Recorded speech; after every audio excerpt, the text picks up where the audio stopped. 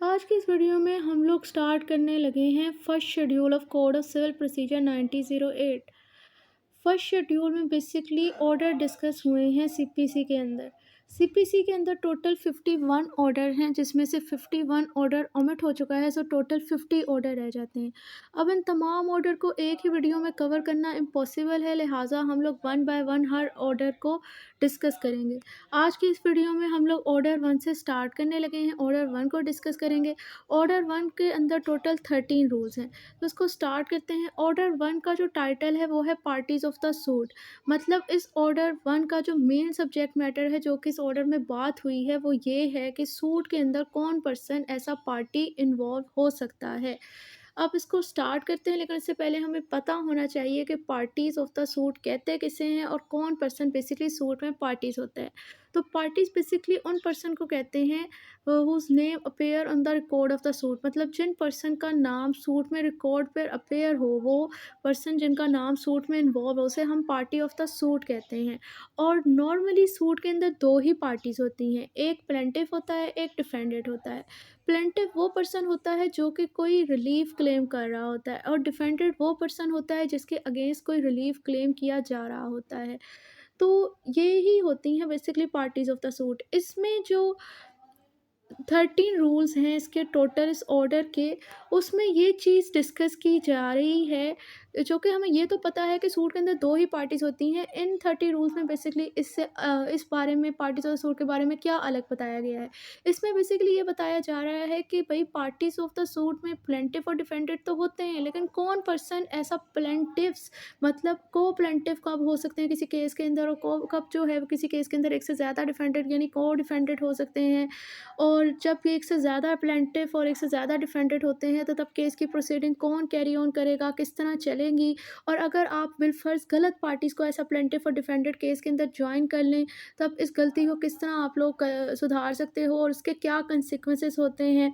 ये सारी चीज़ें जो हैं वो इस ऑर्डर के अंदर डिस्कस की गई हैं in respect of party of the suit. तो अब हम लोग इसे स्टार्ट करते हैं ऑर्डर 1 रूल 1 से। Rule 1 state that who may be joined as a plaintiff, कि एक केस के अंदर कौन पर्सन ऐसा प्लेंटिफ ज्वाइन हो सकता है। यानी ये कहना चाह रहे हैं कि एक केस के अंदर कब आप लोग को प्लेंटिफ हो सकते हो, मतलब एक से ज़्यादा प्लेंटिफ किसी केस के अंदर कब हो सकते हैं। रूल 1 इस चीज़ की बात कर रहा है। तो rule 1 state that all person may be joined in one suit as a plaintiff in whom any right to relief in respect of arising out of same act or transaction or series of act or transaction is alleged to exist whether jointly severally or in alternative। मतलब वो कह रहे हैं वो तमाम person जिनका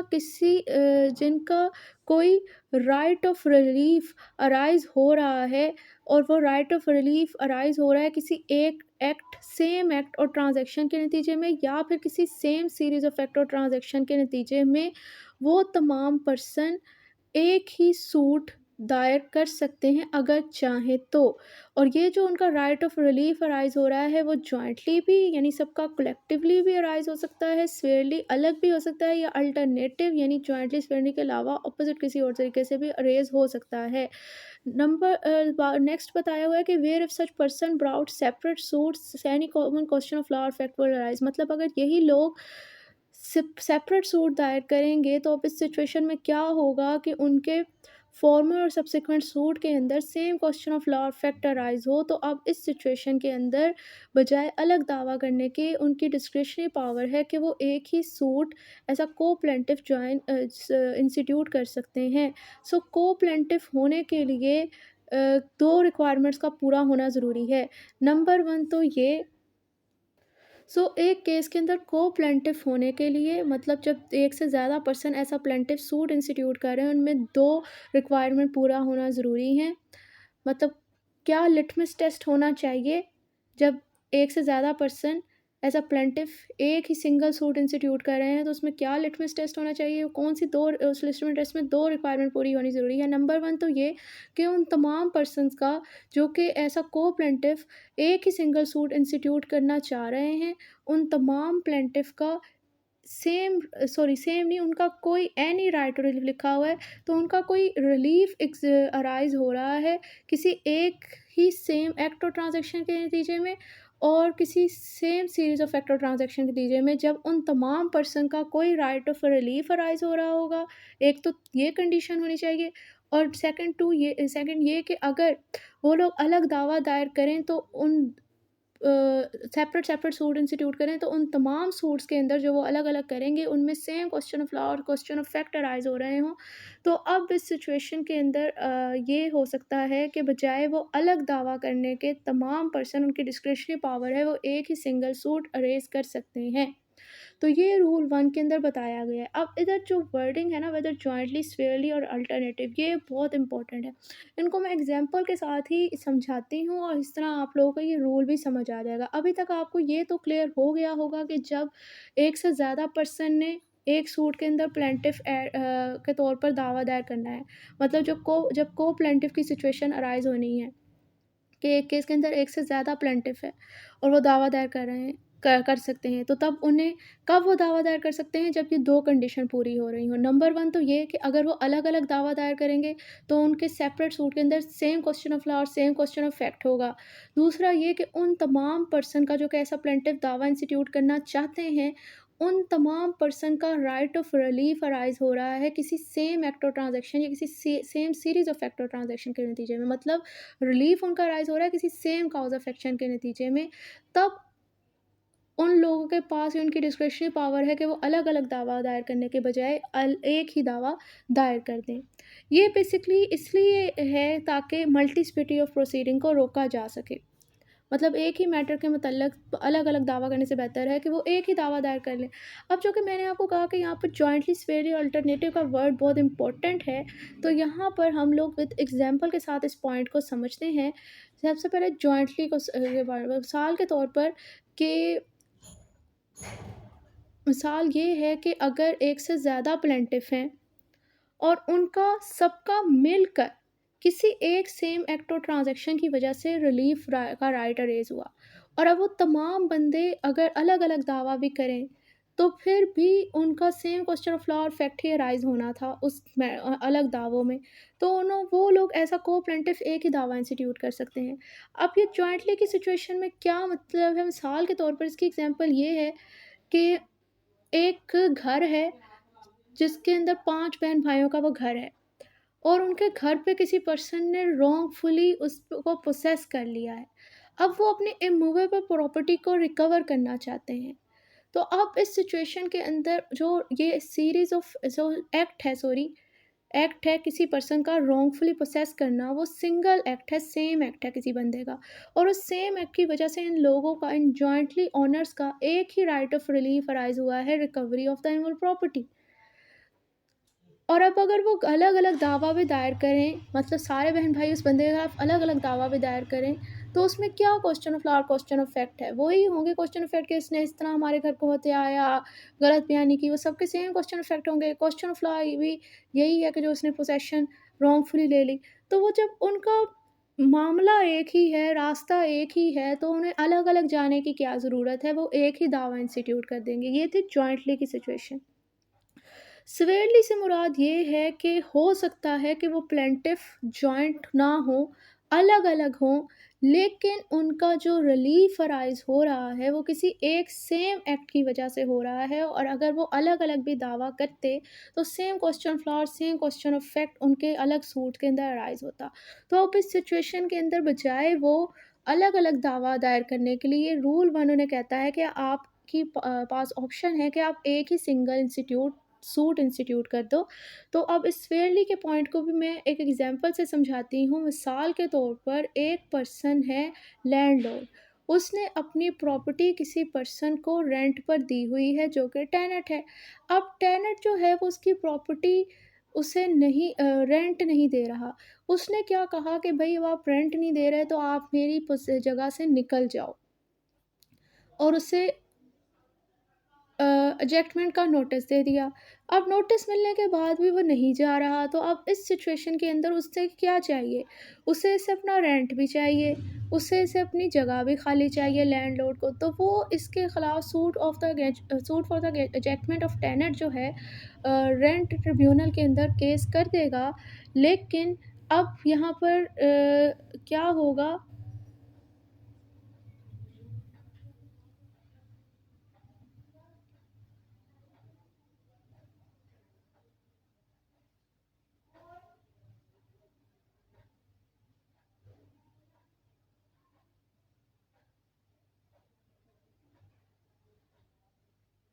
इस example में थोड़ा-सा एडिशन कर लें, क्योंकि सिचुएशन नहीं बन पा रही को प्लेंटिफ की। इसमें आप ये एडिशन कर लें कि उसने उसको निकालना है और उसके बाद उसने किसी दूसरे पर्सन को टेनेंट के तौर पर रखना है। उससे वो एडवांस और सिक्योरिटी ले चुका है, लेकिन ये बंदा खाली नहीं कर रहा। अब उन्होंने suit for ejectment of tenant file किया है। अब इन दोनों पर्सन का मतलब अब जो न्यू टेनेंट आना चाहता है, जिसे आप सब्सिक्वेंट टेनेंट कहोगे, और जो लैंडलॉर्ड है, उन दोनों का इस बंदे के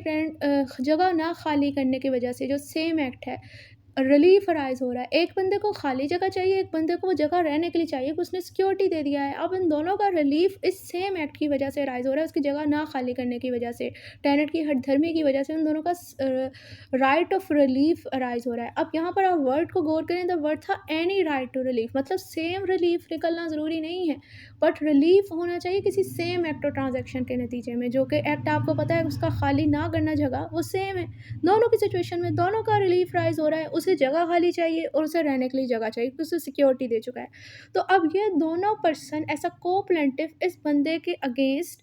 सूट इंस्टीट्यूट करेंगे, और इन दोनों मैटर के अंदर के राइट टू रिलीफ में इनका सेम है। क्वेश्चन ऑफ लॉ और क्वेश्चन ऑफ फैक्ट भी अप्रोक्सीमेटली सेम ही है, कि वो जगह खाली नहीं कर रहा, रेंट वो वगैरह दे चुका है, और इन्हें जो है वो जगह इससे खाली चाहिए। तो ये सारी सिचुएशन, ये अब आपको स्वेरली का पॉइंट भी समझ आ गया। अब अल्टरनेटिव से मुराद ये है कि मिसाल के तौर पर इसमें ये होता है कि एक बंदे को रिलीफ चाहिए और दूसरे बंदे को नहीं भी चाहिए, लेकिन फिर भी उसे पार्टी ऑफ द सूट बना दिया जाता है, क्योंकि जो मैटर ऑफ कंट्रोवर्सी है उसे डिसाइड करने के लिए उस बंदे का सूट में ऐड होना ज़रूरी है, जो कि प्रॉपर पार्टी की सिचुएशन होती है। इसको भी एक एग्जांपल से समझते हैं कि मिसाल के तौर पर यही टेनेंट वाली सिचुएशन ले लेते हैं, इसी एग्जांपल को ले लेते हैं कि अगर तो लैंडलॉर्ड ने टेनेंट से घर खाली करवाना है, उसकी जगह दे नहीं रहा, तो अब इस सिचुएशन के अंदर उसने क्या करना है,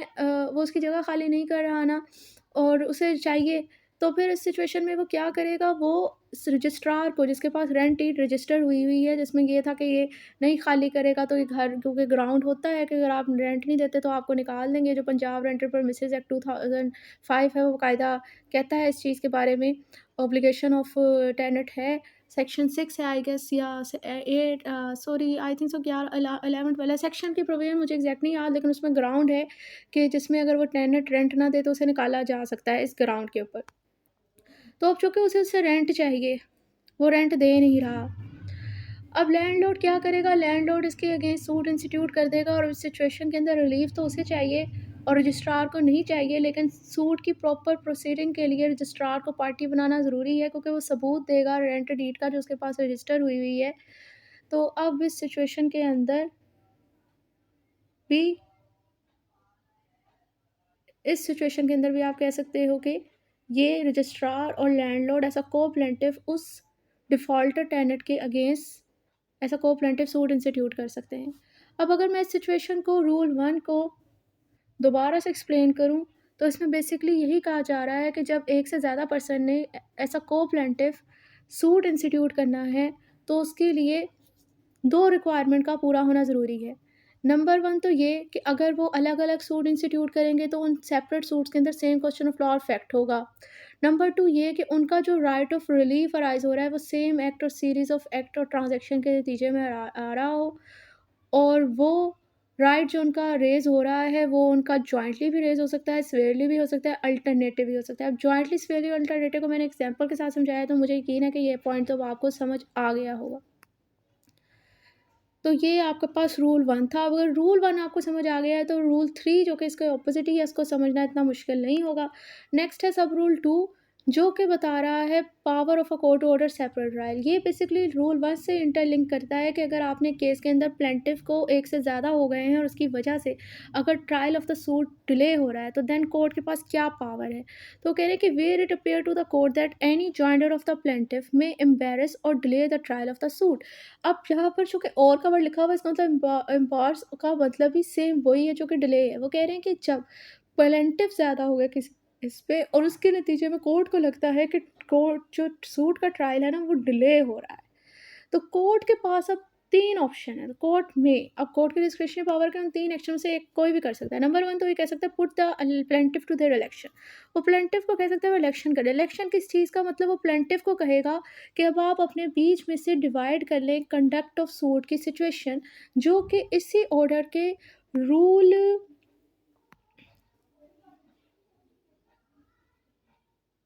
12 के अंदर है बताई हुई सिचुएशन, कि वो इन्हें ही कहेगा कि भाई आप अपने में से किसी एक प्लेंटिफ को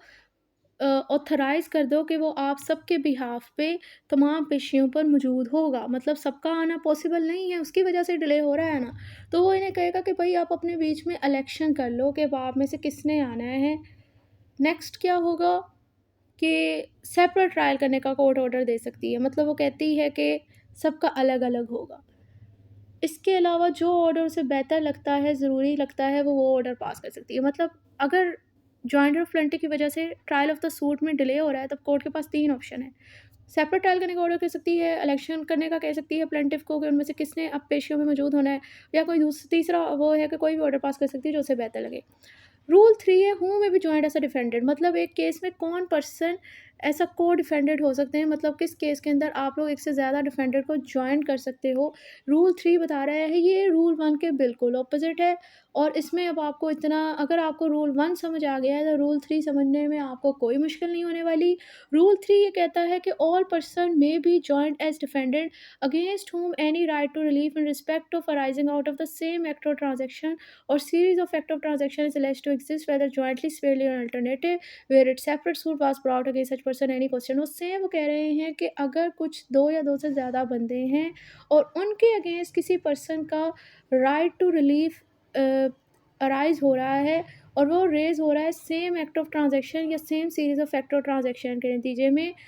तो और अगर इनके अगेंस्ट अलग अलग दावा किया जाए तो सेम क्वेश्चन ऑफ लॉ और फैक्ट अराइज होंगे उन सेपरेट सूट में। तो अब इन सिचुएशन के अंदर बजाय इनके अगेंस्ट अलग दावा करने के, इन पर्सन के अगेंस्ट एक ही सिंगल इंस्टीट्यूट किया जा सकता है और इनको ऐसा को डिफेंडेंट उस सूट में किया ऐड किया जा सकता है। सो जब आप लोगों ने किसी केस में किसी दो पार्टीज़ को को डिफेंडेंट बनाना है तो 2 रिक्वायरमेंट पूरी होनी ज़रूरी है। नंबर 1 तो ये कि इनके खिलाफ अगर आप सेपरेट सूट करोगे तो सेम क्वेश्चन ऑफ लॉ और same question of fact arise हो रहे हों। नंबर 2 ये कि अगर किसी पार्टी का इनके अगेंस्ट कोई रिलीफ रेज़ हो रहा है तो वो सेम सीरीज़ ऑफ एक्ट और ट्रांज़ैक्शन या सेम एक्ट और ट्रांज़ैक्शन के नतीजे में रेज़ हो रहा है। और ये जो राइट रेज़ हो रहा है वो जॉइंटली भी रेज़ हो सकता है, स्पेयरली भी और अल्टरनेटिव भी। अब इनको हम विद एग्ज़ाम्पल समझते हैं। मिसाल के तौर पर जॉइंटली वाली सिचुएशन में अब मैं जो पहले एग्जांपल बताई है ना, मैं उन्हीं में थोड़ी-सी चेंजेस करके आपको इस पॉइंट को भी समझाती हूँ। जैसे कि मिसाल के तौर पर एक पर्सन की जो है वो मार्केट है, यानी यहाँ पे फ़र्ज़ करें कि एक पर्सन का सिंगल ओनरशिप में उसकी कोई शॉप है या उसका कोई घर है और उसके ऊपर हुआ क्या है, 3-4 लोगों ने मिलकर कब्ज़ा कर लिया है। अब उस पर्सन का राइट टू रिलीफ जो है अपनी मूल प्रॉपर्टी को रिकवर करने का, वो रेज़ हो रहा है इन तमाम बंदों के सिंगल एक्ट ऑफ ट्रांजैक्शन, यानी जो कब्ज़ा करने की वजह से रेज़ हो रहा है और इन तमाम बंदों के अगेंस्ट जॉइंटली हो रहा है क्योंकि उन्होंने मिलकर कब्ज़ा किया है। तो अब इस सिचुएशन में जो कि इन सबका सेम एक्ट है, जॉइंटली इन्होंने कब्ज़ा किया है इन लोगों ने, और अगर वो इनके खिलाफ़ दावा दायर करेगा तो सेम क्वेश्चन ऑफ लॉ और फैक्ट इन्वॉल्व होगा, यही कब्ज़ा करना और उसे रिकवरी चाहिए अपनी शॉप की और हाउस की। तो अब इस सिचुएशन में वो इन सब के अगेंस्ट एक ही सिंगल इंस्टीट्यूट कर सकता है, वो एग्रीव पार्टी। और स्वेरली की ये एग्ज़ाम्पल है कि मिसाल ये लें कि एक पर्सन का एक मार्केट है, उसमें उसके पास 10 दुकानें हैं जो कि उसने रेंट पर दी हुई हैं। 5 दुकानें उसने इस टेनेंट ए को दी हुई हैं और 5 दुकानें उसने टेनेंट बी को दी हुई हैं। अब दोनों पर्सन ही जो है वो अपना रेंट नहीं दे रहे हैं, जो कि डेट फाइनल है कि महीने की 10 डेट तक आपको रेंट दे देना है, लेकिन उन्होंने 10 से ऊपर डेट कर ली। अब इन दोनों का जो है वो ये जो सेम एक्ट है कि ये रेंट ना देना, वो एक ही सिंगल एक्ट की वजह से रेज़ हो रहा है। अब इस सिचुएशन के अंदर अगर वो उनके खिलाफ दावा दायर करता भी है, जो कि एक्चुअल लैंडलॉर्ड है इस मार्केट का, तो उनके अंदर same question of law factorise हो रहे हैं कि रेंट नहीं दिया ना, कोई क्वेश्चन ऑफ फैक्ट है, और लॉ ये है कि भई उसे ये चेकमेंट करानी है, उस जगह से रेंट रिकवर करना है। तो अब इनके अगेंस्ट वो बजाय अलग-अलग दावा दायर करने के, वो इन दोनों अपने डिफ़ॉल्टर टेनेंट को एक ही सूट के अंदर जो को-डिफेंडेंट बना के इनके अगेंस्ट एक ही सिंगल सूट इंस्टीट्यूट कर देगा। और अल्टरनेटिव की ये सिचुएशन है, इसको इस तरह एग्ज़ाम्पल समझते हैं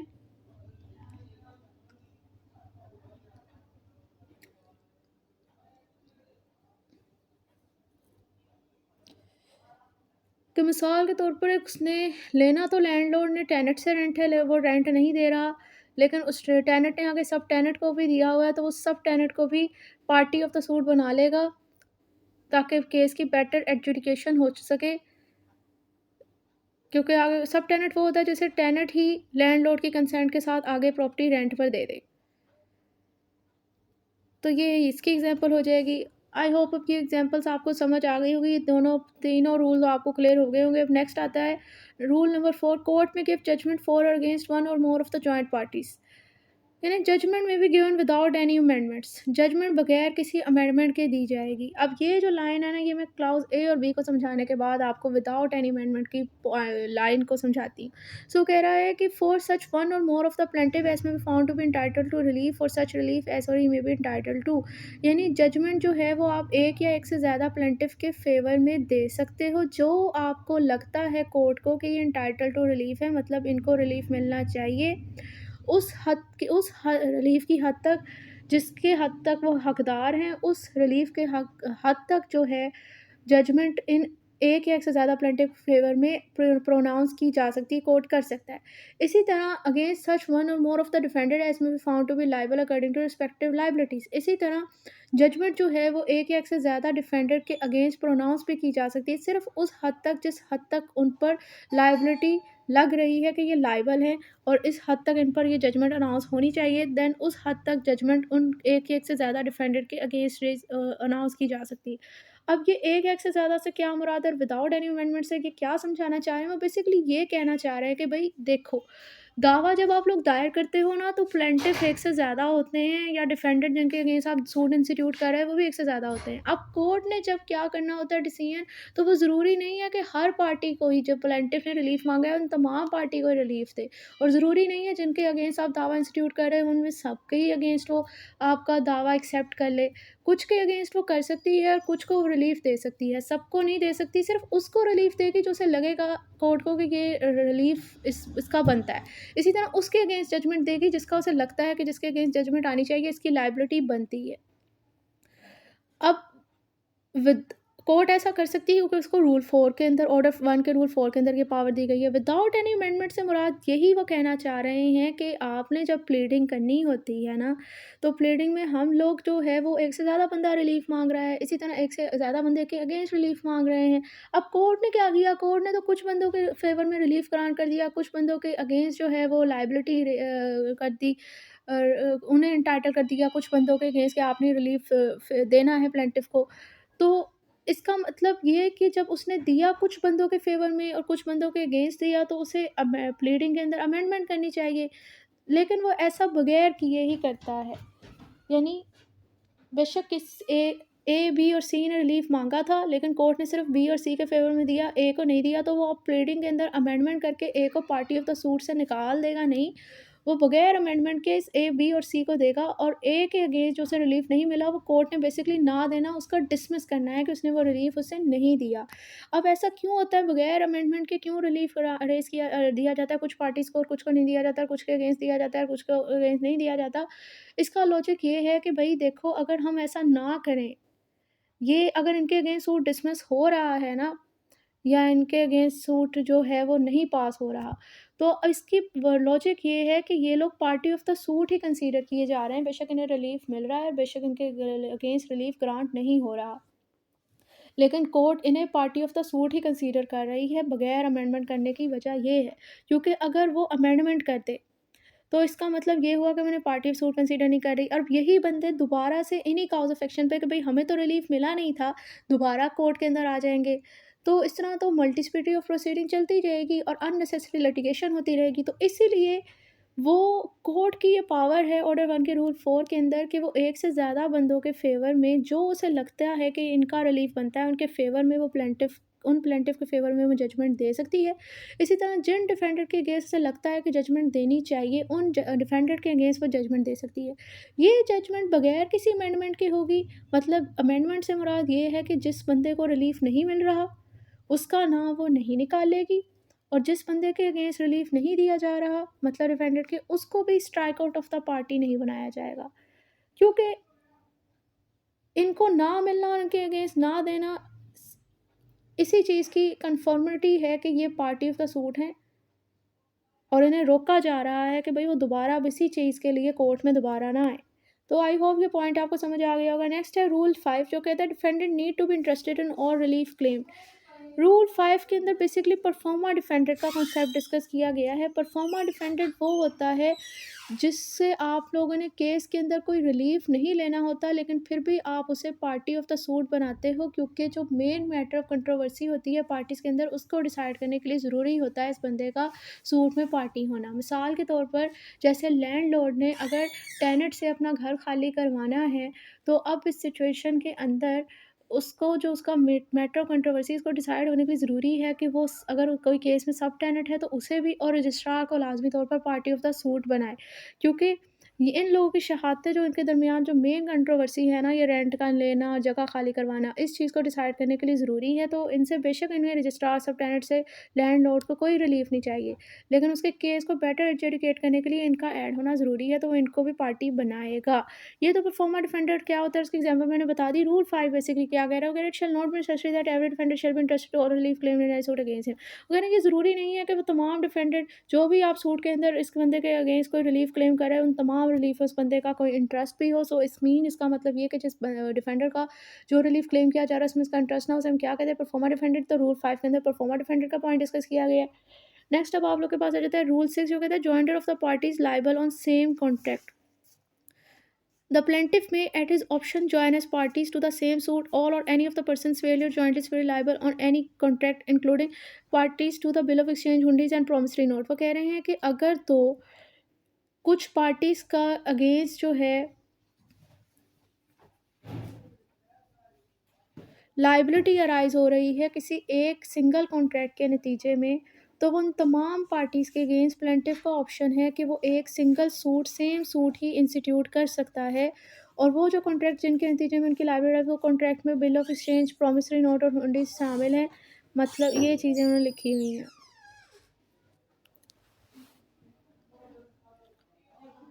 अब यहाँ पर बिल ऑफ एक्सचेंज, हुंडीज और प्रॉमिसरी नोट क्या है, इन टर्म को एक्सप्लेन कर लेते हैं। प्रॉमिसरी नोट और bill of exchange basically negotiable instrument होते हैं दोनों। मतलब ऐसे ये मॉनेटरी इंस्ट्रूमेंट होते हैं जिन्हें आप मनी के फॉर्म में कन्वर्ट कर सकते हैं। सो प्रॉमिसरी नोट बेसिकली ऐसा नेगोशिएबल इंस्ट्रूमेंट होता है जिसमें दो पार्टीज होती हैं, जिसमें एक पार्टी जो प्रोमिसर है, इसने ये बनाया होता है प्रॉमिसरी नोट, जिसमें वो पैसे पेमेंट करने का वादा करता है प्रोमिसी से कि जो आप कोई प्रॉमिसरी नोट पर अमाउंट है, ये फलां सर्टेन डेट जो मैंने इस पर ड्रॉ किया मैं आपको पे करूँगा। और प्रोमिसी इस प्रॉमिसरी नोट को दिखा के प्रोमिसर से पैसे ले सकता है। बिल ऑफ एक्सचेंज में तीन पार्टीज होती हैं, ये भी नेगोशिएबल इंस्ट्रूमेंट होता है। तीन पार्टी जिसमें होती है ड्रॉयर, ड्रॉई और पेई। ड्रॉयर जो है ये बिल ऑफ एक्सचेंज बनाता है और ड्रॉई को ये स्पुर्द कर देता है कि जो डिमांड इस पर की गई है, पैसे वगैरह आपसे जब पेई लेने आएगा तो आपने उसे दे देने हैं। इसकी एग्जांपल जो है वो चेक है, क्योंकि चेक के अंदर यही होता है कि हम क्या करते हैं, हम एक चेक लिख देते हैं और जिस बंदे ने रेसिपेंट है उसके नाम के अगेंस्ट आप लोग साइन वगैरह कर देते हो कि इस बंदे ने बैंक में फलां बैंक में जाके ले लेने हैं। और बैंक यहाँ पर ड्रॉई होता है जिसने ड्रॉयर यानी जो चेक देख कर दे रहा है उस बंदे के बिहाफ पे इस पेई को जो कि रेसिपेंट लेने आ रहा है उसे देना होता है। अब हुंडीज़ क्या है, हुंडीज़ बेसिकली जो इनफॉर्मल बगैर बैंक चैनल के इन्वॉल्व किए हुए जो इनफॉर्मली तौर पर पैसों की ट्रांजैक्शन हो रही है, ट्रांसफ़र हो रही है, उसको हम हुंडीज़ कहते हैं। जैसे कि ये बेसिकली टैक्स अवॉइड करने के पर्पज़ के हवाले से दी जाती है ताकि हमें टैक्स ना देना पड़े। जैसे कि हमें पता है कि जब आप लोग बैंक के अंदर पैसे लेने जा रहे हो और अगर एक दिन के अंदर आपको 50,000 रुपये से ज़्यादा आप लोगों ने अपनी पैसे विड्रॉ करवा रहे हो जो कि 50,000 से ज़्यादा है, तो अब इस सिचुएशन के अंदर आपको, अगर आप नॉन फाइलर हो तो 0.6% टैक्स देना पड़ेगा और अगर आप फाइलर हो तो आपको टैक्स नहीं देना पड़ेगा। यानी टैक्स आपको देना पड़ता है अगर आप किसी फॉर्मल बैंकिंग चैनल की तरफ से जा रहे हो। लेकिन हुंडीज़ में यही है, अवॉइड ऑफ टैक्स एवेजन है कि अगर आप लोग बगैर किसी प्रॉपर चैनल ऑफ बैंक के पैसे यहाँ से वहाँ ट्रांसफ़र कर रहे हो, जिनका कोई रिकॉर्ड भी नहीं है, ताकि टैक्स से बच सको आप, तो वो हुंडीज़ कहलाती है। नेक्स्ट आपके पास आ जाता है plaintiff in doubt from whom redress is to B solved. वो यहाँ पे ये बताया गया है कि जब प्लेंटिफ को, सो रूल 6 को एक दफ़ा दोबारा देख लें, वो ये कहना चाह रहे हैं कि अगर एक ही सिंगल कॉन्ट्रैक्ट के नतीजे में, जो कि कॉन्ट्रैक्ट जो है बिल ऑफ एक्सचेंज, हुंडीज़ और प्रॉमिसरी नोट भी हो सकता है, अगर कुछ पर्सन पर लायबिलिटी अराइज़ हो रही है, तो प्लेंटिफ के पास ये ऑप्शन है कि वो तमाम पर्सन के अगेंस्ट जो कि उन पर लायबिलिटी एक ही सिंगल कॉन्ट्रैक्ट के नतीजे में आ रही है, वो एक ही दावा करने के अलग दावा करने के बजाय उनके अगेंस्ट एक ही दावा इंस्टीट्यूट कर सकता है। रूल 7 कहता है when plaintiff in doubt from whom redress is to be sought. Rule 7 ये कह रहा है कि जब प्लेंटिफ को ये मेक श्योर ना हो कि उसका किस पार्टी के अगेंस्ट रिलीफ बनता है, देन वो क्या करेगा। सो रूल 7 कहता है कि where the plaintiff is in doubt as to the person from whom is entitled to obtain redress। जब प्लेंटिफ को ये मेक श्योर ही ना हो, उससे डाउट हो कि किस बंदे के अगेंस्ट वो रिलीफ का राइट रखता है, ही में जॉइन टू और मोर डिफेंडेड इन ऑर्डर दैट। तो अब इस सिचुएशन में वो एक ही केस में दो या दो से ज़्यादा डिफेंडेड को ज्वाइन कर सकता है, मतलब दो या दो से ज़्यादा डिफेंडेड के केस सूट इंस्टीट्यूट कर सकता है। इस सिचुएशन में उसकी डिस्क्रिशनरी पावर है इसके पास, इन ऑर्डर दैट, किस पर्पज़ के लिए, that the question is to which the defendant is liable, कि ये क्वेश्चन अब किस डिफेंडेड पर लाइबिलिटी है, मतलब किससे उसका रिलीफ बनता है और किस हद तक, एट टू व्हाट एक्सटेंट, किस हद तक वो लाइबल है, ये जो है वो determined as between all parties, ये जो है वो पार्टीज़ के दरमियान डिसाइड हो जाए। मतलब जब प्लेंटिफ को मेक श्योर ना हो कि भाई मैं किस डिफेंडेड से मेरा रिलीफ का राइट बनता है, अब इस सिचुएशन में वो एक से ज़्यादा डिफेंडेड को उनके अगेंस्ट दायर कर सकता है। इस सिचुएशन में पर्पस इसका ये होता है कि जो लाइबल है, किस हद तक लाइबल है डिफेंडेड, एक्चुअली तौर पर वो पार्टीज़ के दरमियान डिसाइड हो जाए, मतलब कोर्ट अब डिसाइड कर दे तो पता चल जाए, उसे रिलीफ मिल जाए, क्योंकि उसे खुद तो मेक श्योर है नहीं। अब रूल 8 है, वो कहते हैं वन पर्सन में स्यू और defend on behalf of all in same interest. अब रूल 8 के अंदर बेसिकली रिप्रेजेंटेटिव सूट की आज डिस्कस किया गया है कि जब एक से ज़्यादा पर्सन, जब यहाँ पर जो कि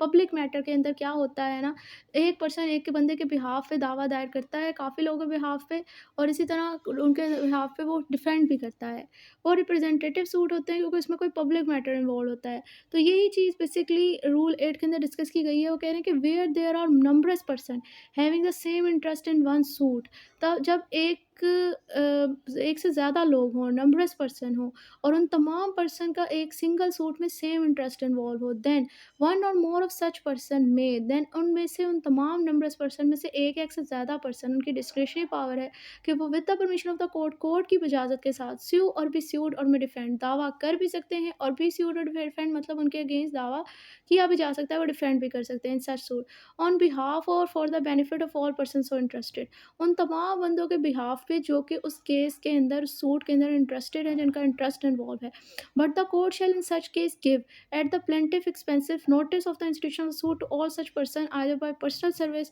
or where the number of the person or any other cause such service is not reasonably practicable by public advertisement as the court in each case में direct। लेकिन अब इस सिचुएशन में कोर्ट के ऊपर ये ऑब्लिगेशन है कि जब ये लोग बाकी सबके बिहाफ पे दावा दायर कर रहे हैं ना, ये डिफेंड कर रहे हैं, तो कोर्ट उसी प्लेंटिफ के खर्चे पर मतलब अगर वो दावा दायर कर रहे हैं तो खुद ही प्लेंटिफ उनके खर्चे पर अगर नहीं कर रहे, तो फिर जो जो इनके अगेंस्ट कर रहा है उसके खर्चे पर इस दावे के इंस्टीट्यूट होने का नोटिस उन तमाम पर्सन को देंगे, ऑल सच पर्सन मतलब जिनके अगेंस्ट वो ये जिनके फेवर में वो ये दावा इंस्टीट्यूट कर रहे हैं या डिफेंड कर रहे हैं, उन तमाम बंदों को वो पर्सनल सर्विस के थ्रू, मतलब डाक वगैरह के थ्रू जो है वो, पर्सनल सर्विस से मुराद ये हुआ कि कोर्ट का जो सर्विस समन कराने का जो तामीली ऑफिसर है, जो उसका तरीक़ाकार है ना, जो ऑर्डर 5 में भी हम पढ़ेंगे और सेक्शन 27 33 में भी हम मूड पढ़ कर आए हैं, वो कह रहे हैं कि उस तरह वो उसे सर्व करवा देंगे, नोटिस दे देंगे। लेकिन अगर ऐसी सर्विस पॉसिबल नहीं होगी, प्रैक्टिसेबल नहीं होगी, मतलब बहुत ज़्यादा बंदे इन्वॉल्व होंगे, इस सिचुएशन में वह पब्लिक एडवर्टाइजमेंट यानी अखबार में इश्तिहार लगा देंगे कि भाई आपके बिहाफ पे ये बंदा दावा कर रहा है, सबके बिहाफ पे या फिर डिफेंड कर रहा है, हर उस केस में जो कि कोर्ट डायरेक्ट करे। सो बेसिकली रिप्रेजेंटेटिव सूट दायर करने के लिए 4 रिक्वायरमेंट का पूरा होना ज़रूरी है। नंबर 1 तो ये एक नंबरस पर्सन इन्वॉल्व हो, मतलब एक नहीं एक से ज़्यादा पर्सन इन्वॉल्व हो। सेकंड ये कि आप जो है वो तमाम पार्टीज़ का उस केस के अंदर जिसके अगेंस्ट दावा दायर किया जा रहा है, डिफेंड किया जा रहा है, उसमें उनका इंटरेस्ट हो, सेम इंटरेस्ट हो। थर्ड ये कि आप कोर्ट की परमिशन के साथ ये रिप्रेजेंटेटिव सूट इंस्टीट्यूट भी कर सकते हो, डिफेंड भी कर सकते हो, कोर्ट की परमिशन इन्वॉल्व हो। नंबर 4 ये कि आप लोगों ने इस सूट इंस्टीट्यूट होने का, डिफेंड होने का बाकायदा जिनके बिहाफ पे आप दावा डिफेंड कर रहे हो या इंस्टीट्यूट कर रहे हो उनको इस चीज़ का नोटिस भी दो। अब नोटिस जो है वो 2 तरीक़ों से दिया जा सकता है। पहला तो प्लेंटिफ के एक्सपेंस पे पर्सनल सर्विस के थ्रू, और अगर बहुत ज़्यादा बंदे पॉसिबल है, मुमकिन नहीं है पर्सनल सर्विस के थ्रू, तो फिर पब्लिक एडवर्टाइजमेंट अखबार में इश्तिहार लगा देंगे और ये जो नोटिस दिया जाएगा प्लेंटिफ के खर्चे पे दिया जाएगा। नेक्स्ट अब आपके पास है rule 2, sub rule 2, any person on whose behalf or for whose benefit a suit is instituted defended sub may apply to the court to be a made party. मतलब वो बंदा जिसके बिहाफ पे दावा दायर किया जा रहा है या डिफेंड किया जा रहा है, वो कोर्ट में दरख्वास्त दे के खुद भी पार्टी ऑफ द सूट बन सकता है। अब ये जो सब रूल 2 है, ये देखने में तो बड़ा सिंपल सा लग रहा है और लिटरल इंटरप्रिटेशन करें तो उसमें कुछ नहीं है, लेकिन इस सब रूल को ऐड करने के पीछे एक बाकायदा प्रूडेंस है। वो प्रूडेंस क्या है? वो प्रूडेंस बेसिकली ये है कि भाई देखें, नॉर्मली सूट के अंदर क्या होता है कि अगर एक बंदा जो कि दावा इंस्टीट्यूट कर रहा है, डिफेंड कर रहा है, उसकी डेथ हो जाए, तो उस केस में उसके लीगल रिप्रेजेंटेटिव को हम लोग पार्टी ऑफ द सूट बना लेते हैं। लेकिन अगर रिप्रेजेंटेटिव सूट के अंदर जो बंदा बाकी सबके बिहाफ पे दावा दायर कर रहा है, डिफेंड कर रहा है, और बाकी सब तो बेनिफिशरी हैं, मतलब वो लीगली तौर सॉरी वो एक्टिवली तौर पर तो केस के अंदर पार्टी नहीं है, एक्टिव पार्टी तो नहीं है वो। तो अब क्या हुआ, जो बंदा एक्टिव पार्टी था, जो कि रिप्रेजेंट कर रहा था, उसकी डेथ हो जाए, तो क्या आप उसके लीगल रिप्रेजेंटेटिव को कहोगे कि अब आप हम सबके बिहाफ पे सूट इंस्टीट्यूट करो या डिफेंड करो? वो कोई समाजी कारकुन तो नहीं है कि अब वो चला गया है तो उसके लीगल रिप्रेजेंटेटिव वो भुगतें। तो अब इस सिचुएशन के अंदर बेसिकली सब रूल 2 की पावर यही दी गई है कि अब एक जो बंदा रिप्रेजेंट कर रहा था, अगर बाय मिसहैप उसकी डेथ हो गई, तो आप जो बाकी सारे जो कि एक्टिव पार्टी नहीं थे, जो कि कंस्ट्रक्टिव पार्टी थे, मतलब वो सूट को इंस्टीट्यूट डायरेक्टली तौर पर नहीं कर रहे थे। कंस्ट्रक्टिव का मतलब यही होता है नॉट ऑब्वियस लेटेंट, कि मतलब वो बंदा जो कि एक्टिव ना हो, जो पीछे हो। जैसे कि एक्टिव और डोमिनेट पार्टनर का कॉन्सेप्ट नहीं कि एक बंदा जो कि काम कर रहा होता है वो एक्टिव होता है, जो बंदा आप सिर्फ प्रॉफिट खा रहा होता है लेकिन उसकी इन्वेस्टमेंट आप कहते हो रही है, वो डोरमेंट पार्टनर होता है, जैसे पार्टनरशिप में। तो इसी तरह यहाँ पर भी सूट में ये तो थी एक्टिव पार्टी की डेथ हो गई, तो जो कंस्ट्रक्टिव पार्टी थी, जो डोरमेंट पार्टी थी, अब वो एक्टिव पार्टी के लीगल रिप्रेजेंटेटिव को पार्टी ऑफ द सूट नहीं बना सकते कि अब वो हम सबके बिहाफ पे सूट इंस्टीट्यूट करेगा, वो बल्कि उनमें से कोई एक बंदा अब कोर्ट को ये दरख्वास्त देकर कह सकता है कि अब हमें पार्टी ऑफ द सूट बना ले, मतलब अब वो एक्टिव पार्टी बन जाएगा, उन्हें डिफेंड करेगा। तो ये सब रूल 2 का बेसिकली लॉजिक यही है। यहाँ पर जो बात बताई गई है, इसको ऐड करने का लॉजिक यही है कि अगर बाय मिसहैप जो बंदा पार्टी को डिफेंड कर रहा है रिप्रेजेंटेटिव सूट में और या इंस्टीट्यूट करके बैठा है, उसकी डेथ हो गई, तो जो कंस्ट्रक्टिव पार्टी हैं, जो कि बेनिफिशरी थे, जिनके बिहाफ पे दावा डिफेंड किया जा रहा था या इंस्टीट्यूट किया जा रहा था, उनमें से कोई एक पार्टी कोर्ट में दरख्वास्त दे के खुद पार्टी ऑफ द सूट बन जाए। ठीक हो गया। सब रूल 9 कहता है मिस जॉइंटर, नॉन जॉइंटर। पहले आप रूल को डिस्कस करने से पहले miss jointer, non jointer concept समझिए। नॉन जॉइंटर से मुराद ये है कि जब केस के अंदर नेसेसरी और प्रॉपर पार्टी कोई भी ऐड नहीं है। मिस जॉइंटर से मुराद ये है कि आपने इन दोनों में से कोई एक पार्टी ऐड की है नेसेसरी प्रॉपर में से, लेकिन दोनों नहीं की, क्योंकि दोनों द पार्टी का जो है सूट में इंस्टीट्यूट होना ज़रूरी होता है केस की बेटर प्रोसीडिंग के लिए। तो अब यहाँ पर बेसिकली क्या कहा जा रहा है, अब नेसेसरी प्रॉपर पार्टी क्या है उसको भी मैं समझा दूँ, देन ही मैं इस रूल को डिस्कस करूँ। तो नेसेसरी पार्टी वो पार्टी होती है जिसको सूट में इंस्टीट्यूट करना ज़रूरी होता है, उसके बगैर आपका दावा प्रोसीड हो ही नहीं सकता, आप लेके चल ही नहीं सकते।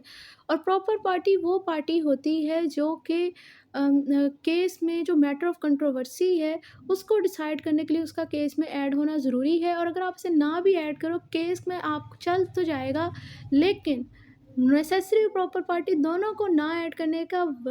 कंसिक्वेंस ये होगा कि जो केस के अंदर डिक्री पास होती है ना, ना तो उसे एग्जीक्यूट करवाया जा सकता है, ना वो पार्टी में बाइंडिंग होती है। अब ये जो बात मैं कह रही हूँ ये मैंने खुद से नहीं की, इसके मतलब बाकायदा जजमेंट है, उनको भी मैं कोट करती हूँ, लेकिन पहले मैं रूल को डिस्कस कर लूँ। तो सिंपल ये कह रहे हैं कि no suit shall be defeated by reason of the misjoinder non joinder of the parties. अब रूल में 9 तो बेसिकली अलग ही बात कर रहा है, वो कह रहे हैं कि मिस जॉइंटर और non joinder of the parties के ग्राउंड पे किसी सूट को डिफीट मतलब उसे ख़त्म नहीं किया जाएगा, ठीक है। And the court may in every suit deal with the matter and controversy so far as regard the right and trust of the parties actually before it. और कोर्ट क्या करेगा, आपने बेशक misjoinder non joinder parties की है, लेकिन जो matter of controversy उन पार्टीज के दरमियान होगा, कोर्ट उसको डिसाइड कर देगी, केस को लेकर चलेगी, डिसाइड कर लेगी। अब ये रूल आए तो ये कह रहा है कि वो ना तो दावा इस ग्राउंड पे ख़त्म होता है और ना ही जो है वो कोर्ट उन्हीं के दरमियान बेशक स्टैंडर्ड नॉन स्टैंडर्ड हो गया है, ना उसने ख़त्म किया है, जो उन के दरमियान एक मैटर ऑफ कंट्रोवर्सी था उसको डिसाइड कर लेगी कोर्ट। तो अब इसका कंसिक्वेंस क्या होगा? इसका कंसिक्वेंस क्या होता है कि अगर केस के अंदर मिस जॉइंट और नॉन जॉइंट ऑफ पार्टीज हो, मतलब अगर नेसेसरी और प्रॉपर पार्टी है ही नहीं, तो उसका बेसिकली कोर्ट जो अपना डिसीजन पास कर देती है उसके ऊपर फैक्ट क्या होता है, उसके ऊपर फैक्ट ये होता है कि भाई इस सिचुएशन के अंदर जो डिसीजन आता है वो डिसीजन पार्टीज पे बाइंडिंग नहीं होता, उसकी कोई लीगल ऑथेंटिसिटी नहीं है, उस डिक्री को आप एग्जीक्यूट करवा ही नहीं सकते अगर उसमें मिस जॉइंट और नॉन जॉइंट ऑफ पार्टीज था। अब इसके मतलब बाकायदा जजमेंट्स हैं, जैसे कि अगर किसी केस के अंदर जज थ्री जजमेंट है, इसमें नंबर 1 जजमेंट आप ये लिखें, जैसे कि साइटेशन है 2023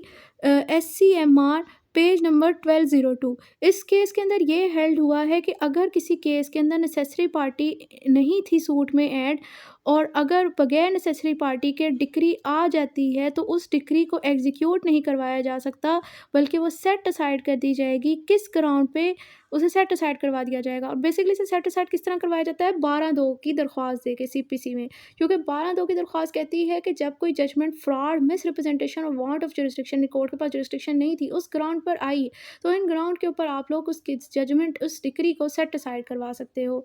तो यहाँ पर भी बेसिकली मिस रिप्रेजेंटेशन हुई है। जिस पार्टी को सूट के अंदर पार्टी होना चाहिए था उसको तो आपने ऐड ही नहीं किया, मिस रिप्रेजेंटेशन ही की। तो इस ग्राउंड पे वो कह रहे हैं कि अगर किसी केस के अंदर नेसेसरी पार्टी नहीं है तो उस डिक्री की कोई कानूनी हैसियत नहीं, उसे एग्जीक्यूट नहीं करवाया जा सकता। नेक्स्ट जजमेंट है 2023 YLR पेज नंबर 1224। इस केस के अंदर ये कहा गया है कि जो केस जिसके अंदर necessary party party of the suit नहीं होती, उसमें जो डिक्री आती है वो पार्टीज के ऊपर बाइंडिंग नहीं होती। नेक्स्ट जजमेंट है 2002 सुप्रीम कोर्ट पेज नंबर 615। इसमें ये कहा गया है अगर किसी केस के अंदर प्रॉपर पार्टी नहीं होती तो उस केस की प्रोसीडिंग तो चल जाएगी, प्रोसीडिंग नहीं रोकी जाएगी, लेकिन जो जजमेंट आएगी वो एग्जीक्यूट नहीं हो सकती। वजह उसकी एग्जीक्यूशन की क्या है वो भी मैं आपके साथ डिस्कस कर लेती हूँ। वजह उसकी एग्जीक्यूशन की आप देखें भाई, अ, अगर किसी केस के अंदर आपने प्रॉपर पार्टी को ऐड ही नहीं किया, जबकि प्रॉपर पार्टी को ऐड करने का मेन लॉजिक यही है कि जो मैटर ऑफ कंट्रोवर्सी है पार्टीज़ के अंदर उसको प्रॉपरली तौर पर एजुकेट करने के लिए उसका ऐड होना ज़रूरी था। अब जब आप उसको ऐड ही नहीं करते, इसका मतलब जो केस के जो मेरिट पे जो डिसीजन आया है उस पार्टी के ऐड होने की ना होने की वजह से प्रॉपर आप कह सकते हो कि केस के जो मेरिट्स हैं केस में जो है वो डिफ़ॉल्ट ऑफ जस्टिस है, consequence of failure of justice है, मेरिट पे केस का डिसीजन ही नहीं हुआ, क्योंकि अगर हम लोगों ने प्रॉपर पार्टी को ऐड ही नहीं किया सही से, जो मैटर ऑफ कंट्रोवर्सी है वो एडजुडिकेट ही ना हो सके इसको ना ऐड करने की वजह से, तो जो केस का डिसीजन आया है वो वैलिड है? वो वैलिड है ही नहीं, वो मेरिट पे है ही नहीं। तो फिर इस ग्राउंड पे जब प्रॉपर पार्टी को भी ऐड नहीं किया जाता तो वो केस में जो उस केस में जो डिक्री पास होती है उसको एग्जीक्यूट नहीं कराया जाता, उसे कराया ही नहीं जा सकता। तो ये आपके पास रूल 9 हो गया। नेक्स्ट अब आपके पास आ जाते हैं suit in the name of a wrong plaintiff. Total 3 sub rule हैं। वो कह रहे हैं sub rule 1 where a suit has been, अब इसमें बेसिकली बताया जा रहा है कि अगर आपने किसी पर्सन को ऐड कर लिया है ना, इस रूल में यही बताया जा रहा है कि अगर किसी पर्सन को आपने मिस जॉइंट और नॉन जॉइंट वाली सिचुएशन हो भी गई है तो उसमें अब आप इस गलती को किस तरह सुधार सकते हो। वो कह रहे हैं where a suit has been instituted in the name of a wrong person as a plaintiff, मतलब दावा किसी पर्सन ने दायर किया है जो कि प्लेंटिफ बनता नहीं था उस केस में लेकिन हो गया है, और where is doubtful whether it has been instituted in the name of a right plaintiff, और जब अगर ये डाउट है कि अगर जिस बंदे ने दावा दायर किया है वही प्लेंटिफ बनता है इस केस के अंदर, the court may at any stage of the suit, the court जो है वो किसी भी सूट की स्टेज के ऊपर if satisfy that the suit has been instituted through a bona fide mistake, अगर वो सेटिस्फाई हो जाती है कि सूट जो इंस्टीट्यूट हुआ है बोनाफाइड मिस्टेक है, मतलब मेलाफाइड इंटेंशन नहीं है, और ये जो जरूर that is necessary for the determination of real matter in disputes, और ज़रूरी है कि जो रियल मैटर कंट्रोवर्सी है उसको डिसाइड करने के लिए ये चीज़ ज़रूरी है, तो वो ऑर्डर कर सकती है किसी भी पर्सन को कि वो ऐसा प्लेंटिफ के तौर पर उसे ऐड कर लिया जाए, सब्सिट्यूट कर लिया जाए, मतलब जो बंदा ऐड है उसको हटा के इस बंदे को ऐड कर लिया जाए, या जो बंदा है उसके साथ ही इस बंदे को ऐसा प्लेंटिफ ऐड उन टर्म्स और कंडीशन पे जो कोर्ट को बेहतर लगती है। सो इसका मतलब ये हुआ कि जब एक बंदा ऐसा रॉन्ग प्लेंटिफ ऐड हो गया, या फिर डाउट है कि इसे होना चाहिए था ऐसा प्लेंटिफ या नहीं होना चाहिए था, और कोर्ट जो है वो अब सेटिस्फाई है कि भाई अब इस गलती की वजह से कोर्ट ये सेटिस्फाई है कि भई ये जो मिस्टेक हुई है बोनाफाइड है और इस मिस्टेक को कवर करना ज़रूरी है, ठीक करना ज़रूरी है, क्योंकि मैटर ऑफ कंट्रोवर्सी उसको डिसाइड करने के लिए ये मिस्टेक ठीक होना ज़रूरी है। तो कोर्ट किसी भी सूट की स्टेज के ऊपर किसी भी पार्टी को ऐसा प्लेंटिफ ऐड भी कर सकती है, सब्स्टिट्यूट भी कर सकती है, उन टर्म्स एंड कंडीशन को करेगी जो कोर्ट को बेहतर लगेंगी। सब रूल 2 कहता है कोर्ट विल स्ट्राइक आउट और ऐड पार्टीज़, कोर्ट जो है वो पार्टीज़ को ऐड भी कर सकती है, निकाल भी सकती है। The court may at any stage of proceeding either upon or without the application of other party, यानी कोर्ट जो है प्रोसीडिंग किसी भी स्टेज पे पार्टी की दरख्वास्त के ऊपर या बगैर उनकी दरख्वास्त के उन टर्म्स पर जो कि कोर्ट को बेहतर लगती हैं किसी भी पार्टी का नाम जो कि इम्प्रॉपर्ली तौर पर जॉइन हो गया है, उस कर सकती है, मतलब ऐसा प्लेंटिफ डिफेंडेंट के तौर पर वो बंदा सही नहीं है वो केस में कि वो ऐसा प्लेंटिफ डिफेंडेंट जॉइन होता है, लेकिन वो जॉइन हो गया है, तो ऑर्डर कर सकती है कि इस बंदे का नाम जो है निकाल दो, स्ट्रक आउट कर दे। और किसी पर्सन को जो किसी लगता है ऐसे जॉइन होना चाहिए था, ऐसा प्लेंटिफ डिफेंडेंट, उसको जो है वो और जिस उस प्रेजेंस बिफोर द कोर्ट में नेसेसरी ऑर्डर है, और जिसको उसे लगता है कि जो मैटर ऑफ कंट्रोवर्सी है ना, उसको डिसाइड करने के लिए इस बंदे का होना ज़रूरी है और उसका जॉइन होना ज़रूरी था, तो अब इस सिचुएशन के अंदर ऑर्डर कर सकती है कोर्ट के भाई इसको भी एडिट, इसे ऐड कर दिया जाए। 9% सब रूल 3, 9%, अच्छा टोटल 5 सब रूल हैं इसके। Sub rule 3, 9% shall be added a plaintiff suing without a next friend or as a next friend of a plaintiff under any disability without his consent. इसमें बेसिकली ये बताया जा रहा है कि कोई भी ऐसा पर्सन जो कि लीगल डिसेबिलिटी में है, तो उसको आप स्यू नहीं कर सकते उसके नेक्स्ट फ्रेंड के बगैर, मतलब उसे बगैर उसके अगर उसको प्लेंटिफ बनाना है तो इसकी सिचुएशन में आपको उसके नेक्स्ट फ्रेंड को भी प्लेंटिफ बनाना पड़ेगा। वो कह रहे हैं 9% shall be added a plaintiff suing without a next friend. अब और है ऐसा next friend of plaintiff without his consent, मतलब ये कि अगर किसी पर्सन को आप लोगों ने प्लेंटिफ बनाना है जो कि लीगल डिसेबिलिटी में है, तो नंबर 1 चीज़ तो है कि आप उसे उसके नेक्स्ट फ्रेंड के बगैर उसे प्लेंटिफ बना ही नहीं सकते। नंबर 2 ये कह रहे हैं कि उसके नेक्स्ट फ्रेंड की कंसेंट के बगैर आप उसे प्लेंटिफ नहीं बना सकते। मिसाल के तौर पर कि एक बंदा लीगली डिसेबिलिटी में क्या है, मिसाल यही है, वो माइनर है, वो दावा दायर नहीं कर सकता, लेकिन आपको उसे कोई रिलीफ, आपको लगता है कि उसका कोई रिलीफ बनता है, तो उस बंदे को जब आपने प्लेंटिफ के तौर पर ऐड करना है, तो एक तो आप उसको उसके नेक्स्ट फ्रेंड को ऐड करना पड़ेगा, सेकेंडली उसकी कंसेंट, उसके नेक्स्ट फ्रेंड की कंसेंट के साथ आप इस बंदे को बना सकते हो, उस माइनर को, उस लीगली डिसेबल्ड पर्सन को प्लेंटिफ के तौर पर ऐड कर सकते हो। रूल 4 कहता है where defendant added plaint to be amended, where defendant is added the plaint shall, ये अनलेस अदरवाइज डायरेक्ट के पॉइंट को आप एक दफ़ा छोड़ दें, be amended in such manner as may be necessary. जब डिफेंडेड को ऐड किया जाता है तो प्लेंट क्या होता है, प्लेंट जो है वो उसमें अमेंडमेंट होती है उस तरीक़ाकार के तहत जो कि ज़रूरी है। और जो अब अमेंडेड कॉपीज़ होती हैं, जब प्लेंट अमेंड होगी तो फिर समन की भी को भी अमेंड होगा। वो कह रहे हैं अमेंडेड प्लेंट और समन की कॉपीज़ जो हैं वो सर्व की जाएँगी न्यू डिफेंडेड को, और अगर कोर्ट बेहतर समझेगी तो जो ओरिजिनल डिफेंडेड है उसे भी भेजी जाएँगी। ये है जनरल रूल। एक्सेप्शन इसकी जो मैंने कहा था कि अनलेस अदरवाइज़ डायरेक्ट को छोड़ दें, वो यही है कि अगर कोर्ट जो है वो नए डिफेंडेड के ऐड होने के बाद कोई दूसरी डायरेक्शन देगी तो फिर उस चीज़ को फॉलो करेंगे। रूल 5 कहता है कि subject to the provision of the limitation act 1908 section 22 the proceeding is against any person as defendant shall be deemed to, मतलब जब किसी पर्सन को आप लोग ऐसा डिफेंडेड ऐड करते हो तो सेक्शन 22 जो लिमिटेशन एक्ट है उसके प्रोविजन को मद्देनजर रखते हुए उसके अगेंस्ट आप लोगों ने तब समझना है कि प्रोसीडिंग स्टार्ट हुई हैं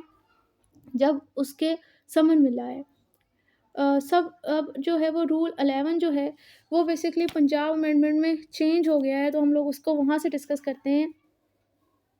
लेकिन इससे पहले जो है वो मैंने नेसेसरी और प्रॉपर पार्टी का कॉन्सेप्ट डिस्कस किया था, लेकिन मैंने उसके अंदर एक एग्जांपल नहीं दी, तो एग्जांपल भी डिस्कस कर लेते हैं। तो नेसेसरी पार्टी से मुराद, जैसे मैंने कहा कि वो पार्टी जिसको सूट के अंदर पार्टी बनाना ज़रूरी है, उसके बगैर केस की प्रोसीडिंग आगे नहीं चल सकती। इसकी एग्जांपल ये है कि मिसाल के तौर पर एक बंदे हैं, तो 4-5 बहन भाई हैं, उनके घर पे किसी ने रॉन्गफुली पोजेसन ले ली है। तो अब इस सिचुएशन के अंदर उन लोगों ने जो सूट इंस्टीट्यूट करना है उसमें वो सारे जो जॉइंट ओनर हैं वो नेसेसरी पार्टी हैं। अगर उनमें से एक को भी स्किप कर देंगे तो उसके बगैर मैटर आगे रिज़ॉल्व नहीं हो सकता। और प्रॉपर पार्टी की वही एग्जांपल आप ले लें कि मिसाल के तौर पर एक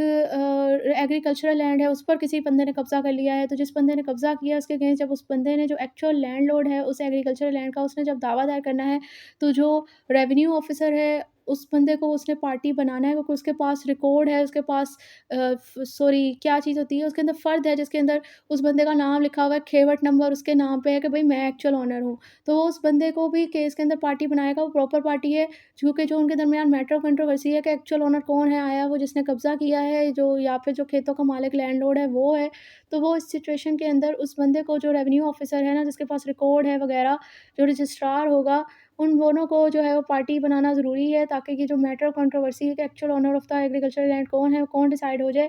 तो अब इस सिचुएशन में वो प्रॉपर पार्टी, यहाँ पर रेवेन्यू ऑफिसर और रजिस्ट्रार वगैरह होंगे, इनको वो ऐड करेगा लैंडलॉर्ड। तो ये प्रॉपर पार्टी की एग्जांपल हो गई आपके पास। नेक्स्ट अब आप रूल 11 की तरफ चले जाएँ। रूल 11 जो कि पंजाब अमेंडमेंट आ गई, तो पंजाब अमेंडमेंट से डिस्कस करेंगे। अब नेक्स्ट यहाँ पर रूल 11 वगैरह, conduct of suit, the court shell at the time of the framing of the issue,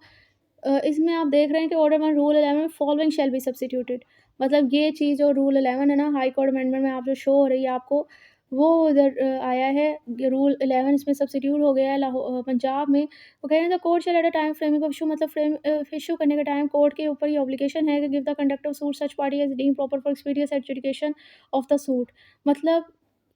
जिस टाइम कोर्ट इशू को फ्रेम कर रहा है उस टाइम ये कोर्ट के ऊपर ऑब्लिगेशन है कि उसने कंडक्ट ऑफ सूट जो है वो उस पार्टी को दे देना है जो कि बेहतर उसे लगेगा कि केस को बेहतर तौर पर एजुडिकेट करने के लिए और फास्टर तौर पर एजुडिकेट करने के लिए जो ठीक है उन पार्टी को वो कंडक्ट ऑफ सूट जो है वो दे देगा। अब कंडक्ट ऑफ सूट से मुराद बेसिकली है क्या,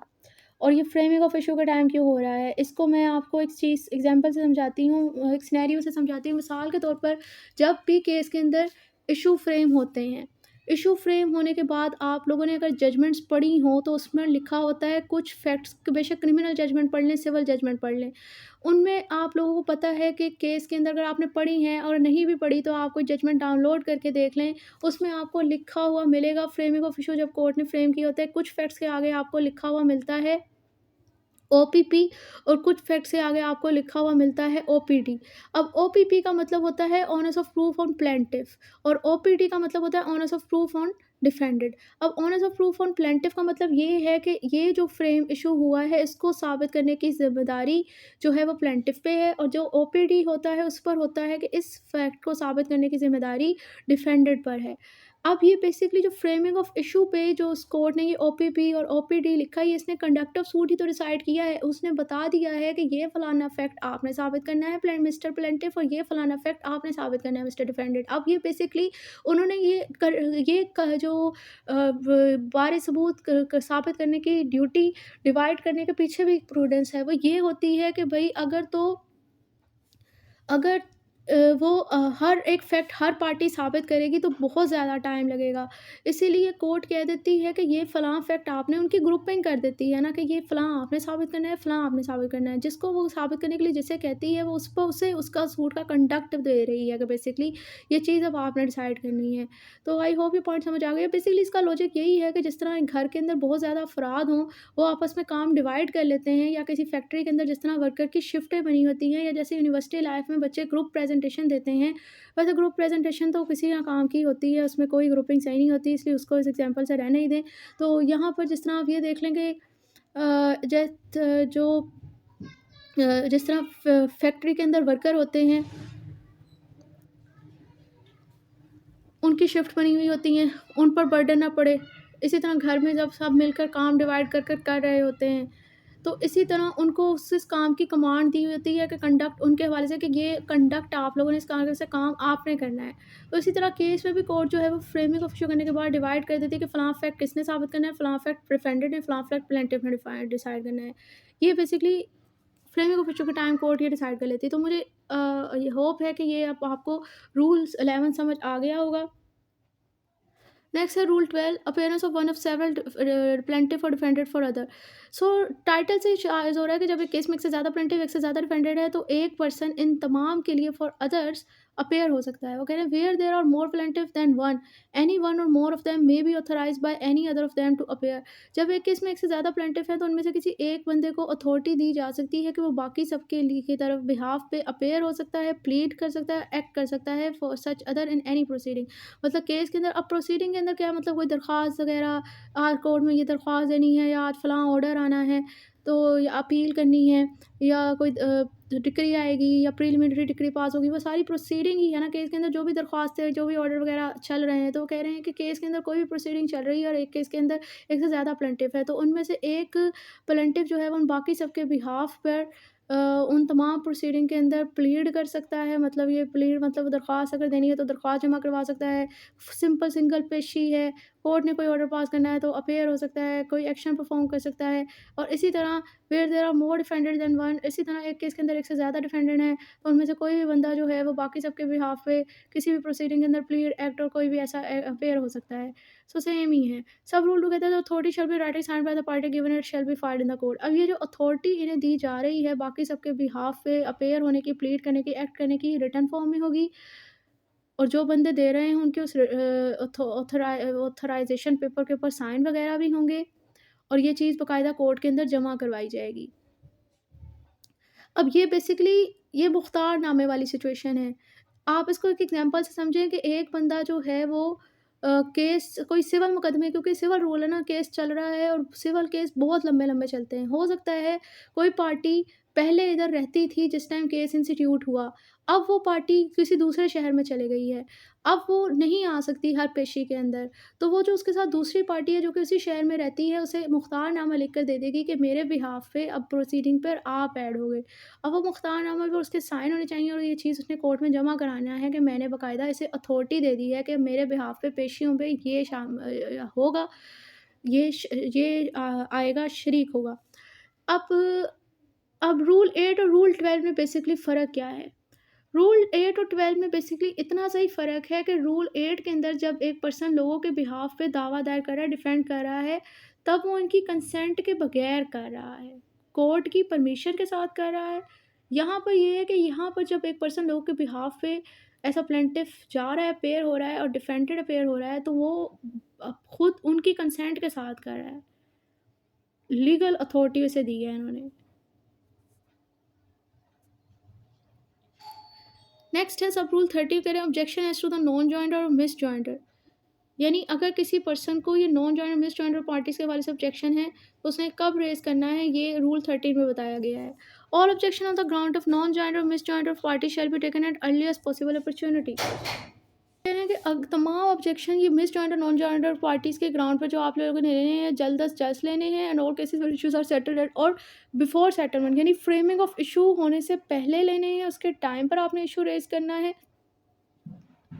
नेक्स्ट उसकी जो कॉमा वाली लाइन है उसको आप एक दफ़ा स्किप कर दें क्योंकि वो इस जनरल रूल की एक्सेप्शन है। नेक्स्ट है and any such objection not so taken shall be deemed to have been waived. और अगर आप ये ऑब्जेक्शन रेज़ नहीं करते, समझा जाएगा कि आपने वेव ऑफ कर दिया। मतलब अगर आपको मिस जॉइंट और नॉन जॉइंट और पार्टीज़ के हवाले से कोई ऑब्जेक्शन है तो आपने अर्लीस्ट पॉसिबल अपॉर्चुनिटी पे लेना है, फ्रेमिंग ऑफ इशू से पहले करना है। अगर आप नहीं लोगे तो ये समझा जाएगा कि आपने ऑब्जेक्शन अपना वेव कर दिया। अब नेक्स्ट इस रूल की एक्सेप्शन जो है वो ये अनलेस से, ये जो कॉमा वाली लाइन मैंने आपसे स्किप करवाई वो है, वो कह रहे हैं कि unless the ground of objection has subsequently arisen. मतलब ये जो मिस जॉइंट और नॉन जॉइंट ऑफ पार्टीज़ के जो ऑब्जेक्शन के ग्राउंड है वो बाद में रेज़ हो रहे हैं, तो देन उस सिचुएशन में आपके पास ये राइट है कि आप ये objection subsequent stage of the suit पे, यानी कि फ्रेमिंग ऑफ इशू के बाद, यानी ट्रायल स्टेज पे भी और इवन के एपेलेट स्टेज पे भी रेज़ कर सकते हो, अगर एपेलेट स्टेज पे ये ऑब्जेक्शन रेज़ होता है तो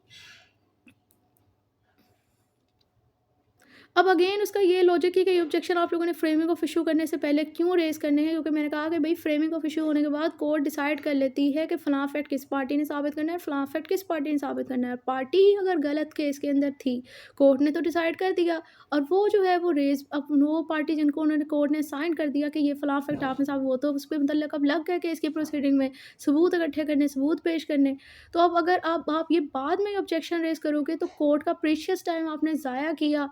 और कोर्ट की प्रोसीडिंग्स आके और कोर्ट फिर इसका जब टाइम अगर कोर्ट का वेस्ट करो तो कोर्ट तो किसी भी सोर्स में फिर आपको माफ़ नहीं करती। वो अब आपका ऑब्जेक्शन फ्रेमिंग ऑफ इशू के बाद ये वाला ऑब्जेक्शन नहीं आपका एक्सेप्टेबल करेगी। अगर आपने ये ऑब्जेक्शन रेज़ करना है तो फ्रेमिंग ऑफ इशू से पहले करना है। लेकिन सिर्फ़ इसकी एक्सेप्शन ये है जब आप फ्रेमिंग ऑफ इशू के बाद भी ऑब्जेक्शन रेज़ कर सकते हो, जब आपके ऑब्जेक्शन रेज़ ही बाद में होते हैं। यानी आप लोगों ने प्री ट्रायल प्रोसीडिंग के स्टेज पे ये ऑब्जेक्शन रेज़ कर सकते हो। Miss joint and non joint parties का बाद में नहीं कर सकते, बाद में आप ट्रायल स्टेज पे और एपेलेट स्टेज पे तब कर सकते हो, जब आपके ये ऑब्जेक्शन रेज़ ही बाद में होते हैं। तो ये आपका रूल 13 था और आई होप ये आपको पूरा ऑर्डर 1 जो है वो अच्छे से क्लियर हो गया होगा। अगर इसमें कोई भी ऑब्जेक्शन है तो आप कमेंट सेक्शन में क्वेश्चन कर सकते हैं।